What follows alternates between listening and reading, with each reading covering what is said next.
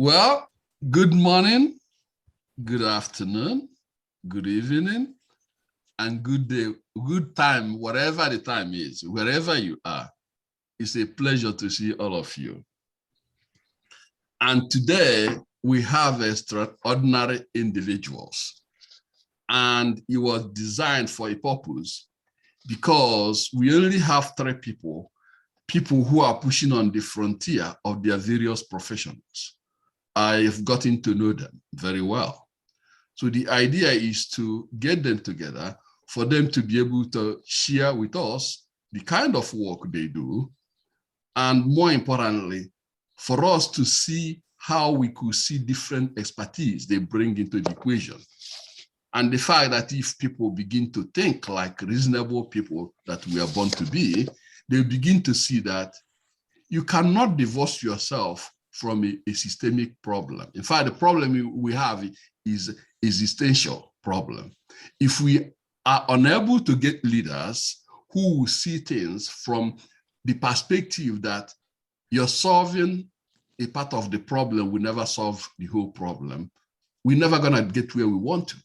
We want people who are seeing problems in their, would I say, systemic way.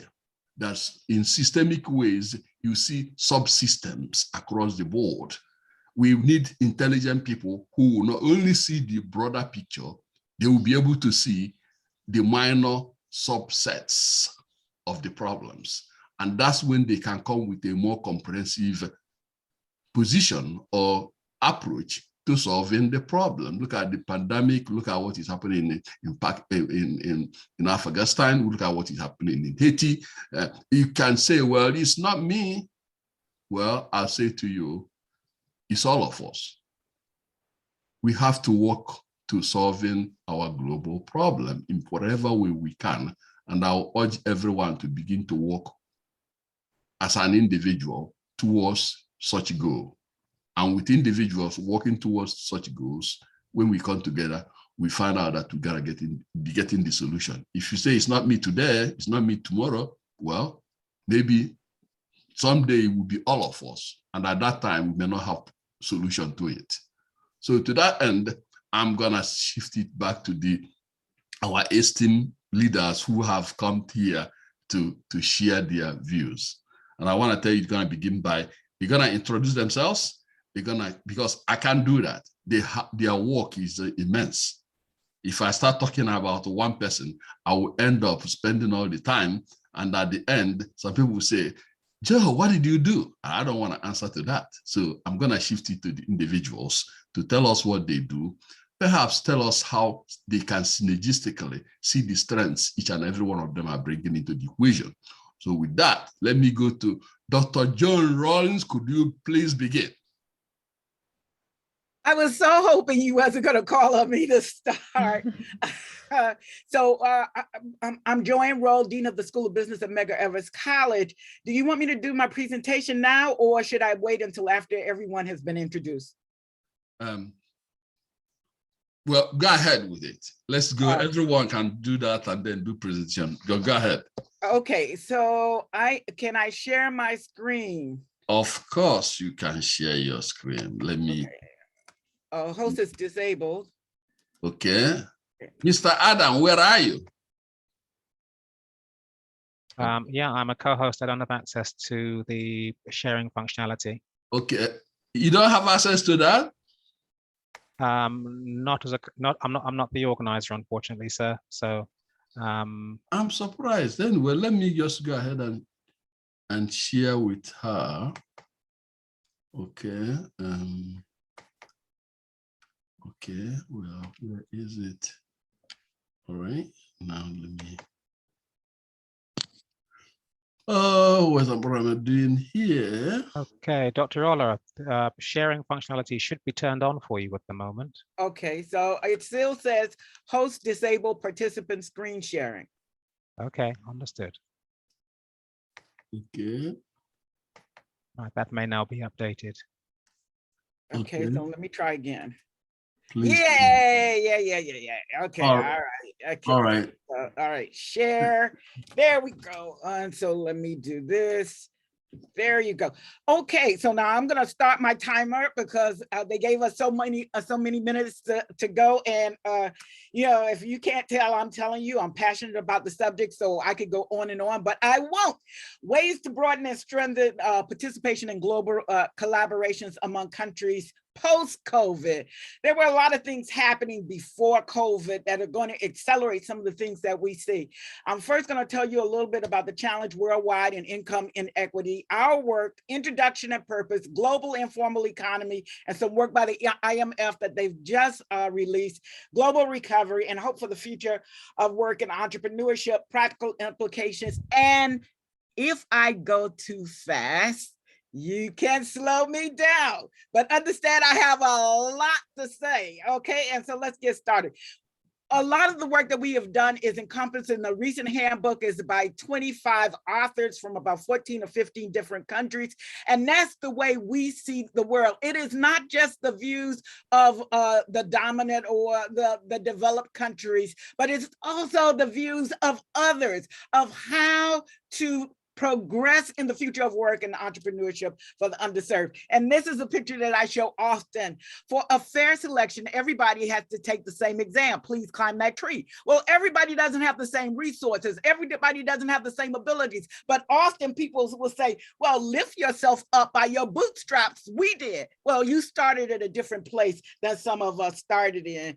The World Challenge, this is an income inequity chart. We started following it around 2018 when it became available. And every year they update it. The darker the chart, the more inequitable. So in the most inequitable places where you see above 50% are in the regions on the continent of Africa and Latin America. But the US and Russia are not that much better. They are in a high, 10% of the national income is shared by only 40, close to 50%. So our work, so you know what we do. As leaders, we need to allow ourselves to experiment and try things out and make adjustments. Leaders navigating the future of work will find themselves experiencing the uncomfortable stages of the creative processes. And that was just put out by Jeff Schwartz, who's the lead in Deloitte, and some of the work that they do on the future of work. And so I talk a little bit about the handbook, but I'm just citing it here. And of course, if you want this presentation, it could be made available to you. I'm going to skip past that.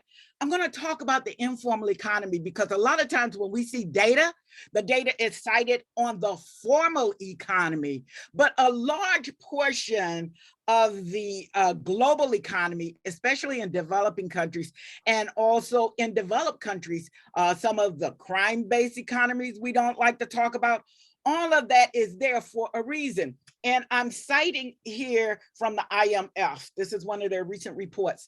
This sense of urgency has only been reinforced by the coronavirus disease 2019, and all of us know about the pandemic. The pandemic has crushed informal activities, particularly in developing countries, where large segments of the populations are not covered by existing social protection schemes. And why? Because they're in a different informal kind of economy and not in the formal economy where many of us have employment and protections. And so they also present their data. They just don't say it. And they have another report that's coming out soon. But this is the data that they are talking about. And it shows that in places like those that I pointed out to you first in the previous chart, Africa and Latin America, they have high proportions of a shadow economy, of an informal economy. And so much of the activity that goes on in that economy is often overlooked. The role of the central banks to provide stronger and more sustainable recovery, and I'm specifically talking about post-COVID, is a strong macroeconomic policy and consistent integration strategy to world economy. The IMF policy framework can be used as a roadmap for trade and financial integration. And I highlight roadmap because I do believe that one shoe size doesn't fit all. Just because you found something that will work in Mexico doesn't doesn't mean it will work in Bangladesh. Just because you found something that worked in the US, in the underserved economies, doesn't mean it will work in other underserved economies.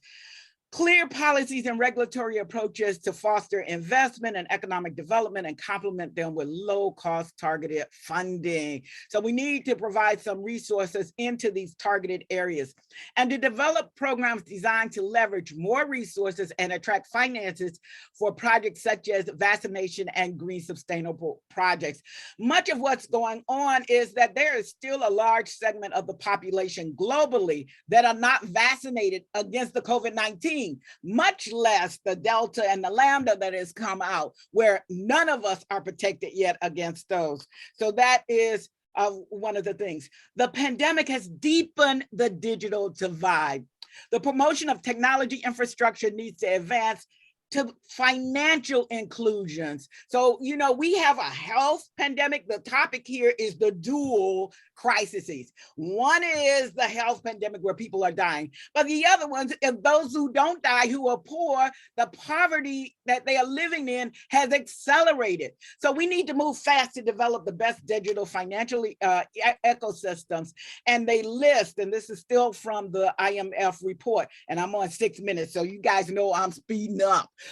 Calls for a broad mutual trust allows for a broad shared vision of the future and creative solutions that can improve social outcomes. One of the solutions that we talked about in our book, the very first case, is involvement of the community from the ground up. This researcher and his team went into crime areas in the Latin community, and they asked for the solutions from the community. And this is the kind of framework they came up with a bottoms-up solution for that community that is still in play. And the reason it happened because many of the women, they didn't care about the drug money. They wanted their families intact. They wanted their children to see the fathers, the sons, and the uncles that they were being killed off by the drug economy. And so now I'm at the end of my presentation, but I want to say that the conclusion is unity. You heard it first in the beginning. Unity in community and capacity building. Informal economy is disproportionately impacted. Global recovery will require shared vision, you heard that earlier, and national and international collaboration. And we hope that further dialogue in the academy, industry, and policy to ensure that all are included. All hands on deck. You heard Dr. Joseph said in the beginning, all hands need to be on deck. Our communities are laboratories. We need to get to work from the bottom up. And that is the end of my presentation. It was fast, but you can ask me questions afterwards. Thank you so much. That was great speed, and I love it. Excellent. Let's go to Ma Kano. Could you please go? Sure, thank you so much. I'm just wondering if I'm going to be so fast, you know, as Dr. John just did. I'll do my best, promise. Okay, let me tell you, I would like to share with you my perspective from an educational point of view, right? And let me get started. So first of all, I'd like to say that it's always a pleasure to connect, to share, to collaborate with professionals from different fields and different parts of the world. As Dr. Joseph Noy has mentioned, it's about seeing and trying to find solutions in a holistic and systemic way. So here we are, some of us have tried to see what we can share with the rest of the world. So I'm Mar Kano, I'm from Spain, and I consider myself an edunomad because of the multiple things and ways of collaboration that I've been doing so far. First, let me tell you a little bit about me, and then I'll tell you more, you know, how the educational world can implement, can help and contribute to the solutions of this post-pandemic COVID-19 area. First, in my 20 years of professional career, and even if I look that young, but still believe me, I have my years of career. and in the educational field. And I've searched for unique opportunities around the world. From my teaching experience, mostly in Spain, but also in England and Colombia, where I was when the pandemic started. So that was a completely, shock for me in some ways, far from family, far from home, but it's still very interesting and very challenging indeed. Apart from that, my professional development in many different places all over the world, from pedagogical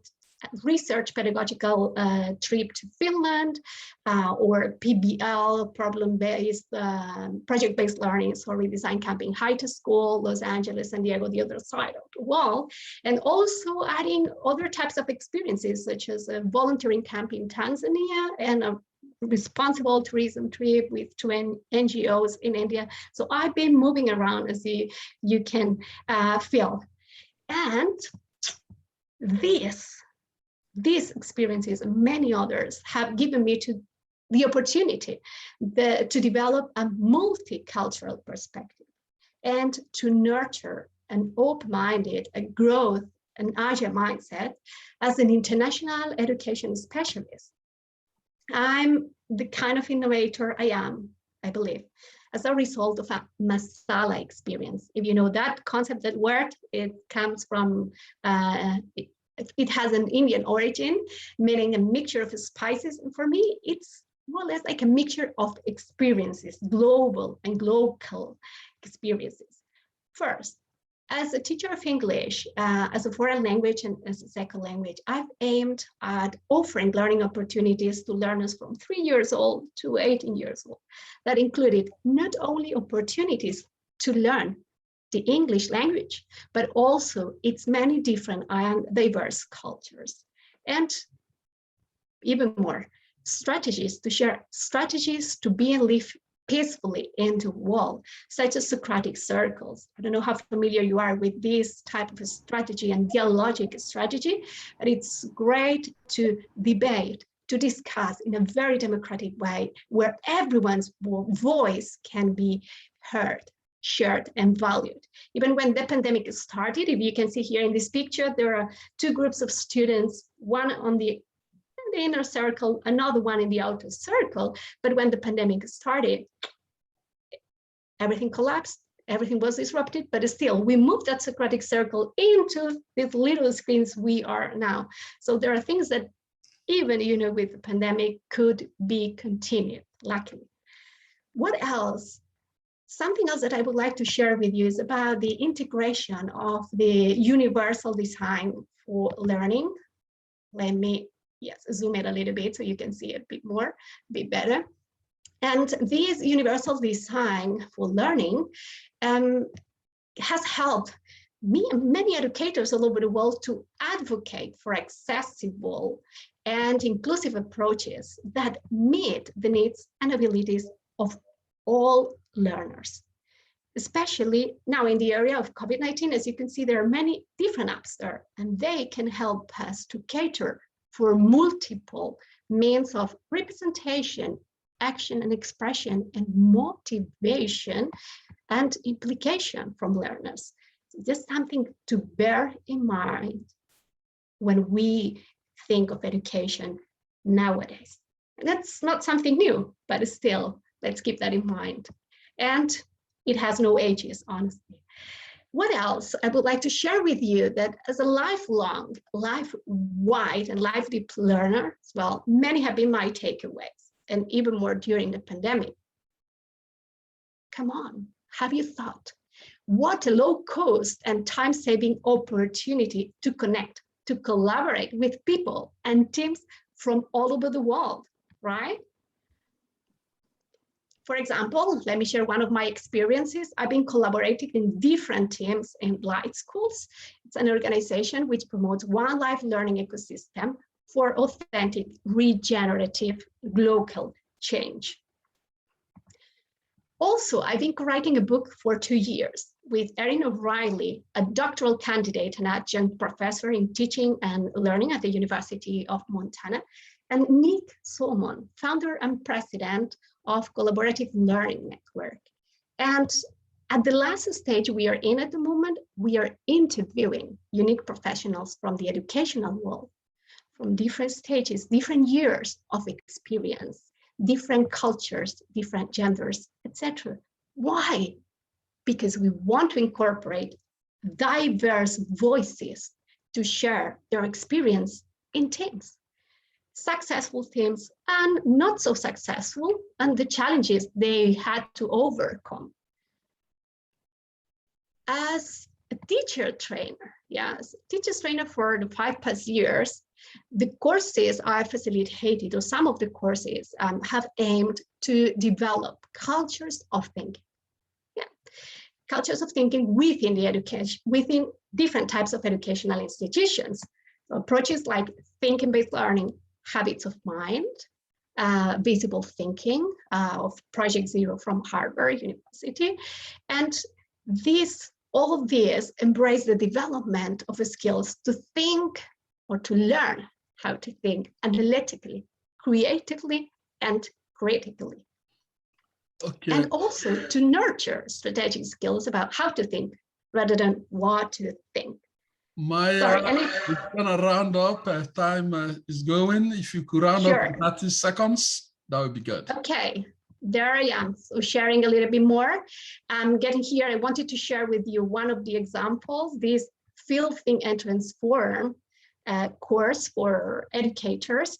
And we try to promote and to foster reflections and tools to develop critical thinking for global justice. I could tell you lots of experiences and learnings there, but just quickly, our main challenge, time investment for the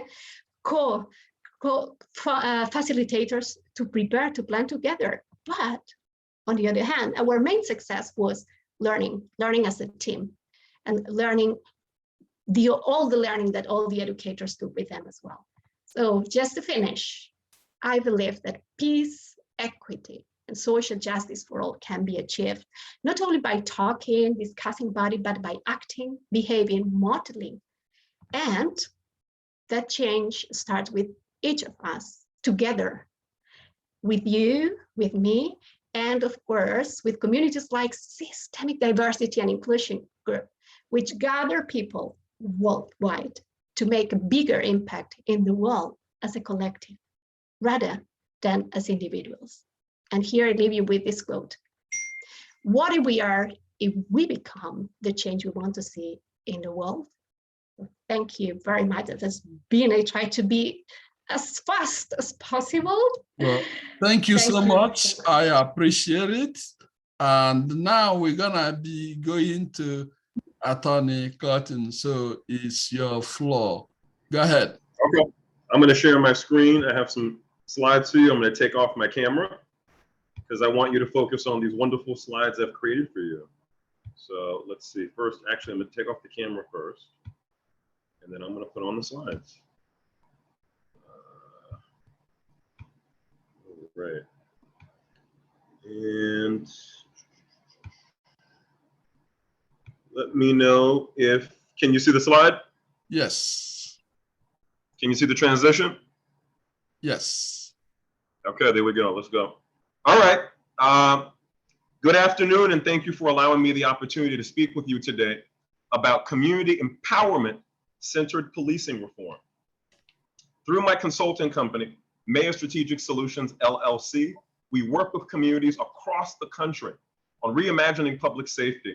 And when I say country, I mean the United States of America. I know this is a global forum.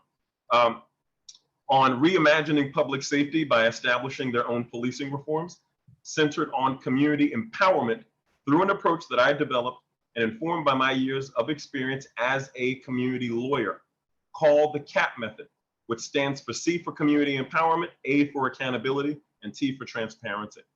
In the aftermath of the tragic police killings of Breonna Taylor, George Floyd, and Daniel Prude, and the unjustified shooting of Jacob Blake, there is once again increased public awareness and attention to police violence against people, especially persons of color, which has caused a decline in the public's confidence in law enforcement and galvanized a call for police accountability.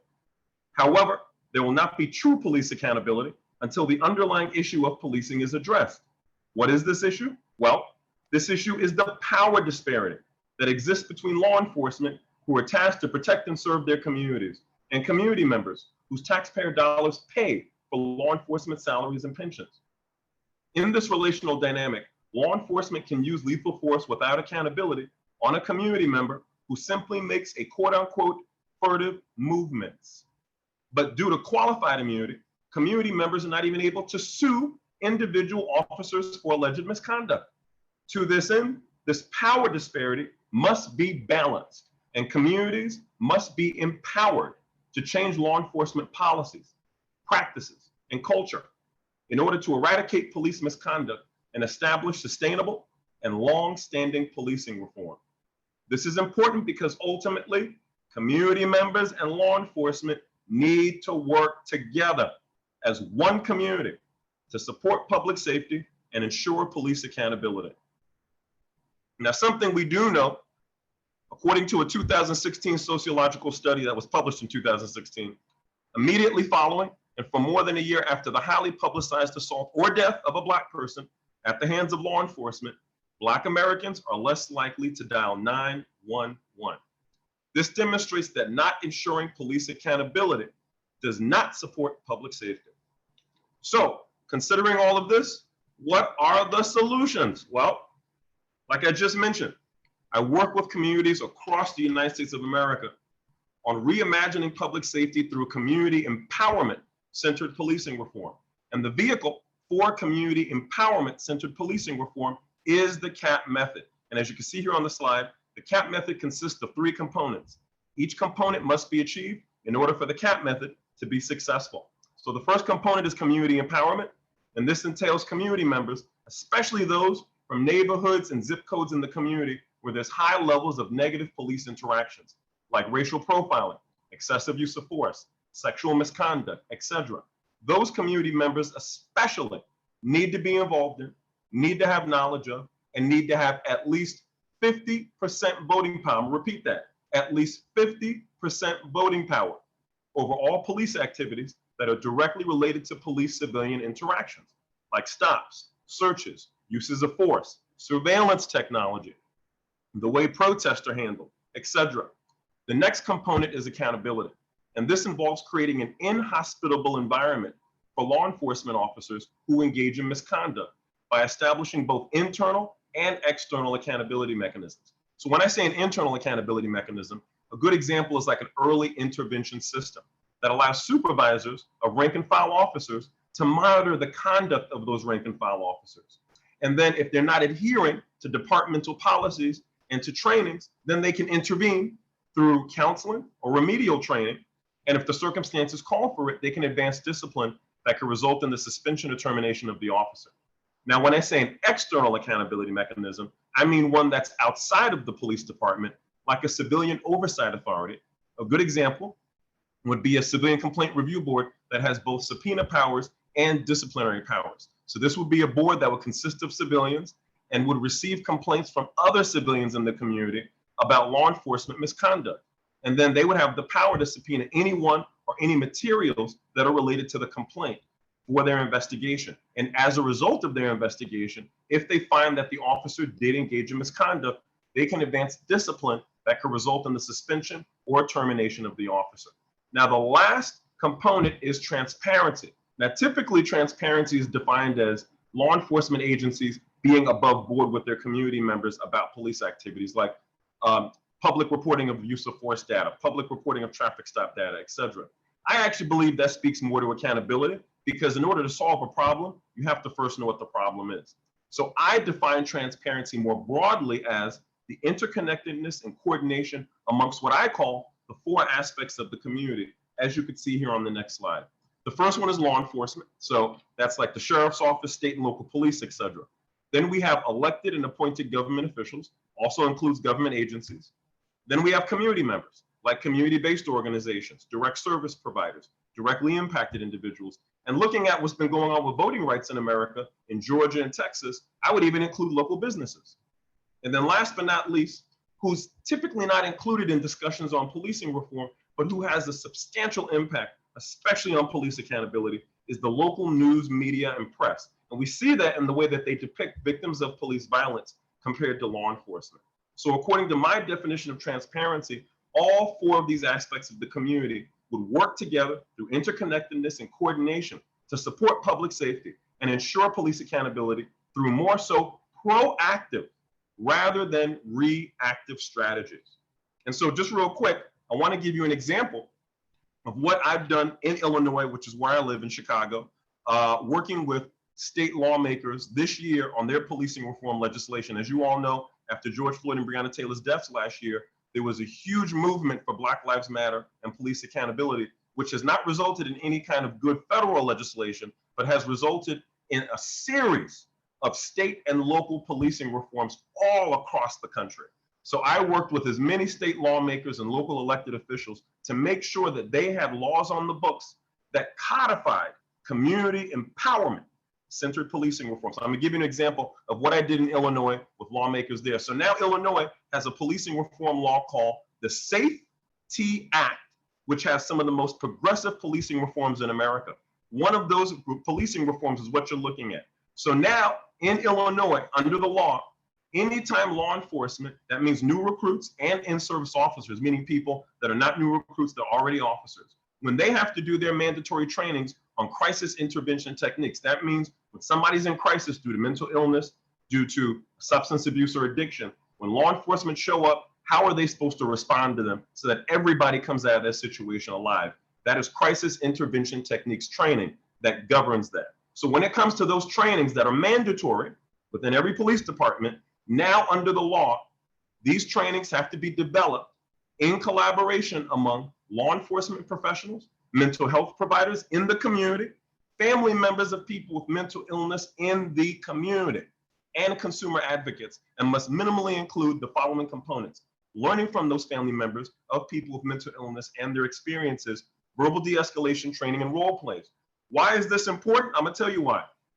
This makes Illinois the first state in America to ever allow a person who does not have a law enforcement background to be required, not just allow, but to require them to be a part of the development of a mandatory law enforcement officer training. There is no other state in America that requires that people without a law enforcement background have to be a part of developing that training. This speaks directly to community empowerment. We have to bring in people in the community who are experts, all right? Not just law enforcement. They live in these communities. They know what's going on. They see the trauma. They've experienced it themselves. So they are experts. They need to be brought into these spaces to provide their input and experience when it comes to how law enforcement are trained and how law enforcement need to respond and engage with community. It cannot be police training police. And so that's what this does. It breaks it down. And that's a good thing for a lot of reasons. One is that it allows all the stakeholders, mental health providers, community members, who are the family members of people with mental illness, to have a say in how law enforcement are going to show up and engage, or maybe not law enforcement. Maybe it's just mental health providers that show up, or maybe it's both of them that show up together.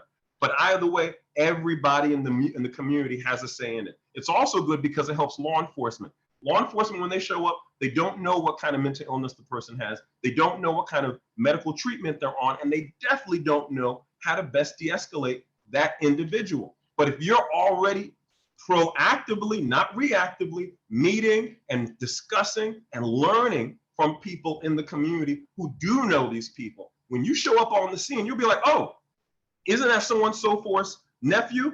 I remember his aunt was a part of that training and a part of the development of it. You know what? I have her number. Let me give her a call real quick and see if she can help us out with this. That is community empowerment.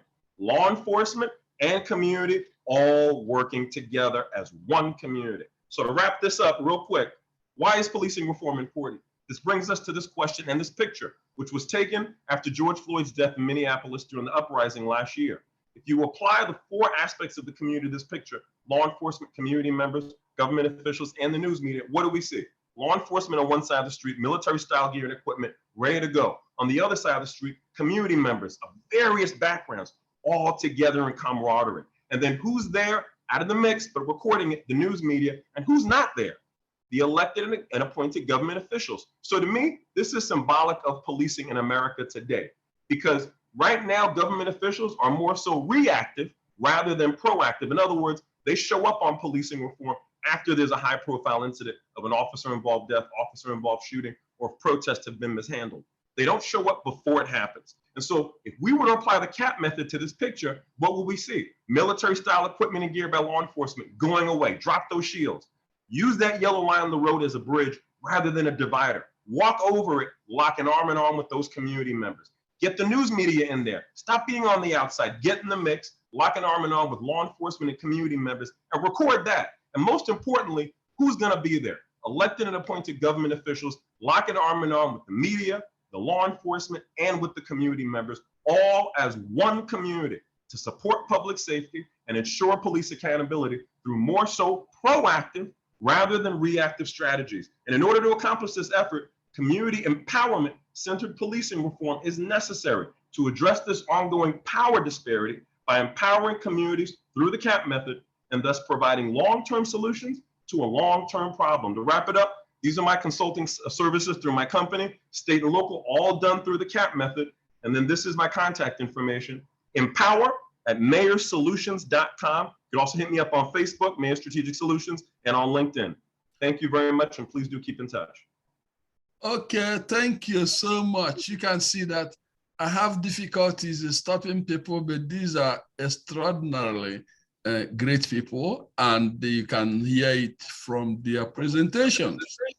So now we're gonna go to the best part, to have our audience questions. And please raise your hand or ask your question to whomever you wanna pose the question to, or if it's general question, you also do that. So the audience, please go.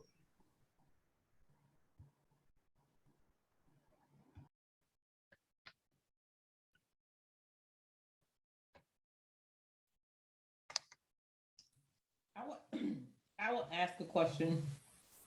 Hi, I'm Dr. Rosina Bakari. Thanks for allowing me to be here and for the invitation. And anyone can answer it, but it probably pertains more to the last presentation. A lot of times we talk about community members being involved in taking the lead. And I think that's what I heard in the last presentation. My question is, and I wasn't sure if I understood you correctly, so please feel free to clarify. If we talk about community members taking the lead on what happens in our community and how we police ourselves in our community, what happens when we are not qualified because we don't have a mental health background either? So is there concern about us being like, just because we are in a process, just because we are in the community and we have similar experiences, does that really make us an expert? A lot of times we say that because we have the experience, we're experts. That's not really, at least one could argue, that's not really true. Just because you have experience in something does not make you an expert in it. It just makes you experienced in it. That doesn't mean that you know the best way to produce the best outcome for other people in a generalized way. So how do we take that into consideration when, yes, we surely know that we should be present in our own communities and we should have a big say-so in our own communities, but there's gotta be some concern about where does training come in and a requirement, and that is not just we're showing up because we have experience with this. I'm done speaking, thanks. Thank you, thank you. Thank you. So I actually think it should be all of the above. I do believe that people are experts for being, it depends on what you're talking about, right? Like what exactly are you an expert in? When we're talking about community, we're talking about public safety. People who live in those communities and have that lived experience, especially in those neighborhoods where there's high levels of negative police interactions, they are constantly exposed to trauma.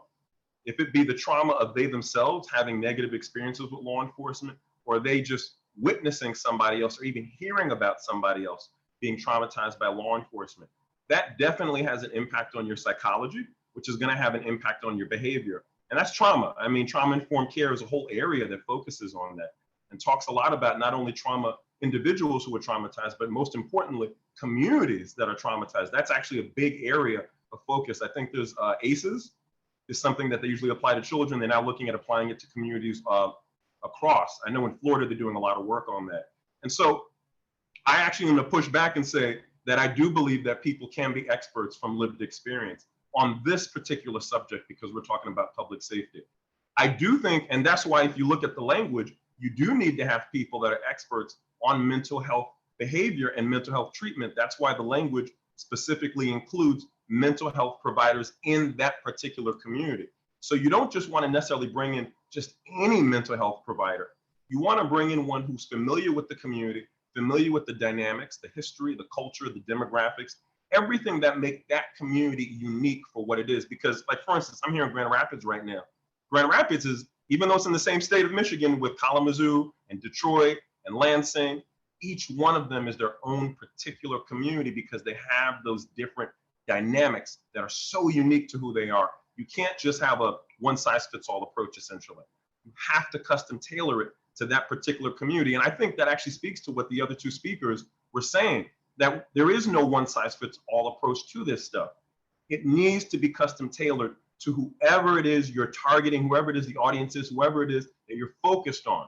And that's, in my opinion, the way that, you know, we should really do things in general on the planet when it comes to environmental stuff, economic, everything. Everything needs to be custom tailored because everybody has a different experience because of the environment and all these other things that need to be considered. So I do think that the fact that mental health providers from that community are required to also be a part of the development, in addition to the family members of people with mental illness, I believe that they're addressing what you just said, which is that we don't think it should only be the community members who have this negative lived experience, but it should also include the mental health providers who also have that clinical background and that knowledge that they could also bring to the forefront. And I agree that there should be training. I mean, according to what I know from working with the lawmakers, all of this stuff requires training, and that's going to be a part of them developing the program. But, you know, at the end of the day, it doesn't mean that they're not an expert. I do want to push back on that. I do believe they are for public safety. Thank you. Thank you for addressing that. Appreciate you. Thank you so much for the question. Good question. And thank you for answering the question very well, Mr. Cotton. I appreciate it. Next question or next one that may have something to ask, whether it's for an individual or you know, present a general question. Please go. Okay, so Dr. Nwoye, this is Mona Lisa from Ghana. And my question is in education, but I don't know who is going to take it. Everything sounds so Americanized and very, I don't know, like beautiful. It is not like that over here. This is COVID, post-COVID, and I teach in the university. And lots of my students, I mean, the numbers are cut post-COVID. I don't know whether to call this post-COVID, or we're hoping that when things get better, the students return back to school. I don't get the numbers. My salary is half because of that. I don't know when I will get the numbers, and it is not my fault that the students are not coming to school because they come from all over Africa. They're supposed to be online and they're always complaining of data. Once they cannot come online or in person, you, the facilitator or the lecturer, is held responsible, like you didn't do your work well. So how innovative can I get to make things work educationally? My part, I think I am doing my part by being, providing lecture notes, being present, whether online or in person. But how do I get these people to get on board and to get these things? Thank you. Excellent question that goes to the heart of where you are. It usually determines how you respond to things. So if our guests could please take on that question, I will appreciate it.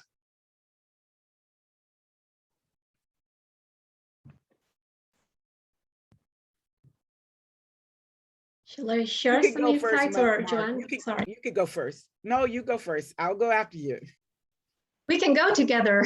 That's awesome.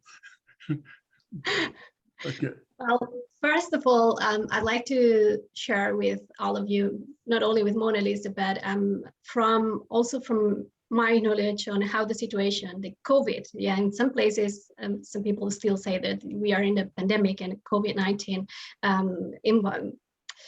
situation, yeah, let's say. And it's not only about Africa, it's not only about Ghana, it's about many, many different countries all over the world who have been struggling with what you mentioned about numbers. Yeah, numbers, a decrease of numbers, a decrease of engagement when it comes to students or learners from all ages, honestly. As I said before, I was in Colombia when the pandemic started, and at the time I was in teaching middle school, but still I have many different points of view from high school, in different areas, and I've been in contact with many different types of people and professionals, educators, yeah, all over the world, as I said. And one, just maybe it gives some light, yeah. One volunteering project that came had to do with the digital divide. I don't know if that's, I mean, there could be many different reasons why students aren't showing up. Yeah, it could be data, it could be devices that are not properly working. It could be the engagement through the screens, yeah? And being a facilitator online is not easy, but still there's a lot of hope there, and many educators have been walking that path. What I wanted to share is this example about the digital divide that Dr. Joanne Roll mentioned before. Yeah, and it's true. It's a real situation that has been happening in many, many countries all over the world, as I said. In the case, for example, of Spain, not only Spain, but Latin America, yeah, that has been a very big issue. Yeah, so maybe, I don't know to what point, Mona Lisa, you can relate to that. But then there was this initiative where educators from every single range or stage, yeah, higher education, kindergarten, middle school, secondary school, whatever, we mentored some other educators, and we helped them to overcome, to reduce that digital divide. Yeah, so this was a volunteering, as I said, initiative. And I have to say that becoming mentors and mentees and helping, yeah, so there were two sides here. Educators asking for help. Hey, I'm struggling with students coming to the classes and to showing up. I'm in a rural area of Latin America, in Colombia somewhere, and I'm struggling to engage my students. What can we do? Yeah, and that kind of initiative has helped many educators, in this case in Latin America and Spain, as I was saying, to overcome and to empower them, yeah, in that challenge, and the experience has been amazing. Yeah, so we have gone through different missions, as we call them, and it has been really helpful and useful for those educators. Yeah, I'm going to cut it here because I know that Johan wanted to share something else, but I think that I wanted to share this initiative at least to see, that there are things going on, and maybe we can get deeper later. But please, Dr. Joanne, go ahead. Okay, Mona Lisa, I hear you and I feel you. Many of the collaborators that I've worked with in the past, or now actually, come from Kenya, Tanzania, Chile, and even though we have some experiences in the US that are different, all the reports report similar to you, that things are very, very tough in higher ed. And that's the sector that I've worked in all my life, in all my academic life. What I can say to you is that what we're seeing now is unprecedented. There is a report, and I just saw the report, and I don't know if it would help you to know this, but in New York City, and that's where I am working, they found typically when we have economic crisis and people don't have jobs, they go back to school.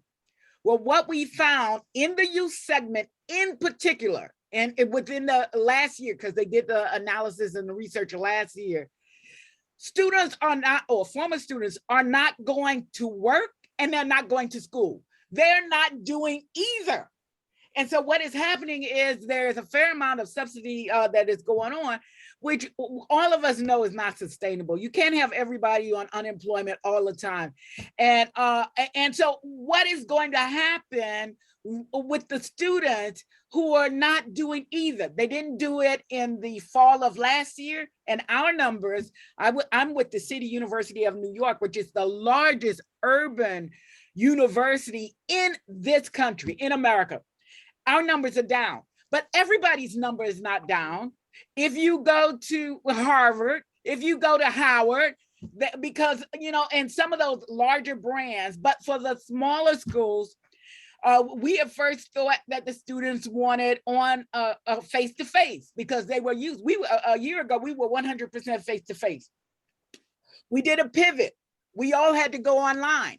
And what we thought was that, well, if we offered them more face-to-face courses, they would come back. What we found was for the fall semester, which is the semester we're about to start, the face-to-face courses filled up and the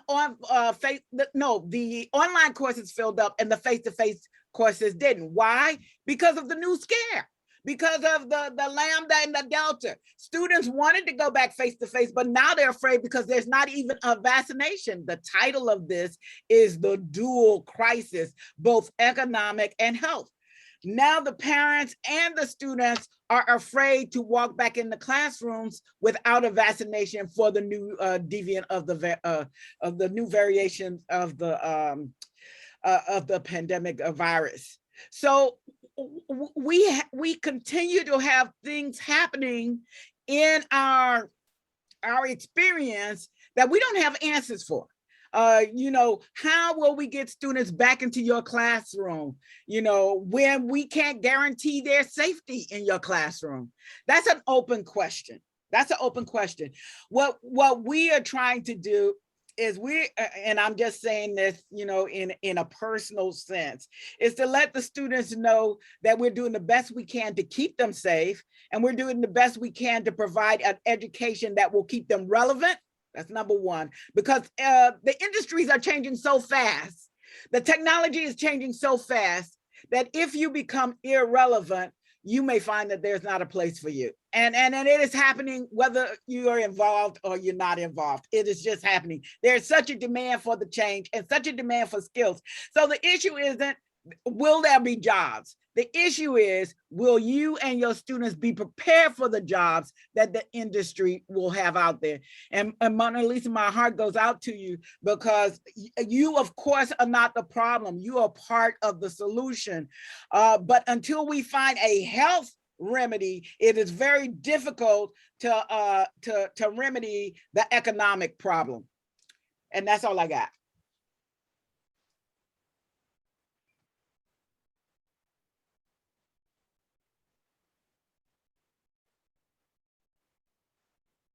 Well, thank you for sharing that. That was you. well said. I appreciate your response to that myself. Dr. Nwaya, we need you off mute, if you could, please. Oh, sure. Thank you so much. I was just echoing my fascination with the questions and the responses we are getting is so enriching. And I was saying that, you know, whatever question you have, keep firing on.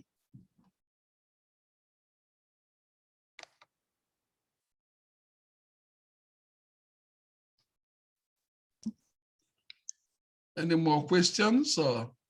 Okay, everybody, this is SDIG Tech in London. Just to let you know, we have about 5 minutes left in this session.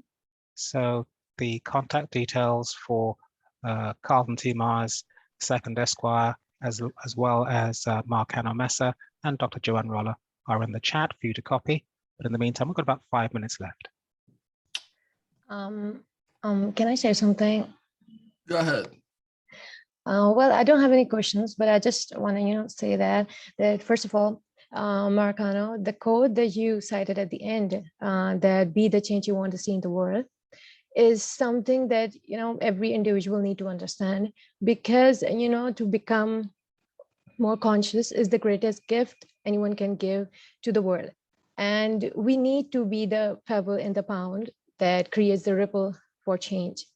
And I just wanted to say this to Colton, that your presentation was really great and wonderful, and why police reforms are necessary, and how you included mental health into consideration, and the CAT method and the Safety Act policy. That is indeed great and really good work. And general, your presentation was very wonderful. Awesome. Yeah, that's it from my side, guys. That Thank you. incredible. I am so pleased that you all came. If we could go maybe using 1 minute for each person to give us a call to action. Let's go to the teacher first. Ma, please go. Call to action. I'm going to be brief, and I would like to share it again, especially as we had one of the attendants sharing with us now. So what if, we become the change? Yeah, and I think that education, from the educational perspective, there's a lot that we can do if we put together all our efforts. Yeah, so sometimes we just wait, or we just say, oh, business, it's not working, or teams are not working, and there's no social justice. But where does it start? It starts maybe at a very early age, in everyone's place, in everyone's home, yeah, and even more within ourselves. And it's never too late, never too late. So let's make that first step, because it's never too late to make that baby step that will lead us to equity, to inclusion, that will lead us to be the change that we really want to see. And the more effort we put into that connection, into those interconnected fields, the better. Yeah, and that's my call to action. Let's be the change. All right, thank you so much. Okay, let's go to Attorney Colleton, please. My call to action is just like I mentioned earlier, that transparency component, interconnectedness and coordination amongst the 4 aspects of the community. Let's break out of our silos. That's something that I've been seeing a lot of silos in America and all around the world. And I think that the way that we can become a real united civilization, which is going to look different. It's not meant to look the same, because it's all different for the reasons I talked about earlier, is to break out of our silos within our local communities. There's a saying I like, which is to think global, act local. Break out of those silos and get empowered. Thank you. Thank you so much. I don't know where to begin, but I'm just gonna say to you guys that I'm so pleased that you came. The power of the words that you hear from these professionals who are striving in their various expertise, pushing the envelope, is immense. It's not something I can put in words, except to tell them that I'm so grateful that we have them. And obviously, we're gonna be having them more, because if we are committed to education, as the blueprint of SDIG indicates, we have to holistically see the problem. However, we can also, in our various units, as you have from Mona Lisa, understand that different locations have their different situations. So it's upon us to learn that and understand that, as many of the presenters indicated, it's not one shoe fitting all.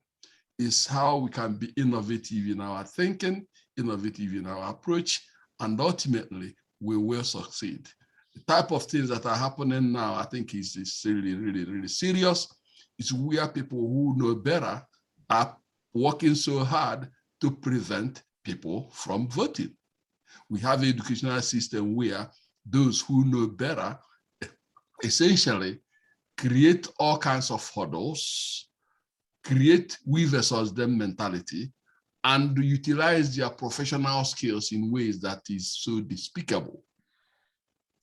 And what I can say to you again, I don't know how to say it, but to say thank you.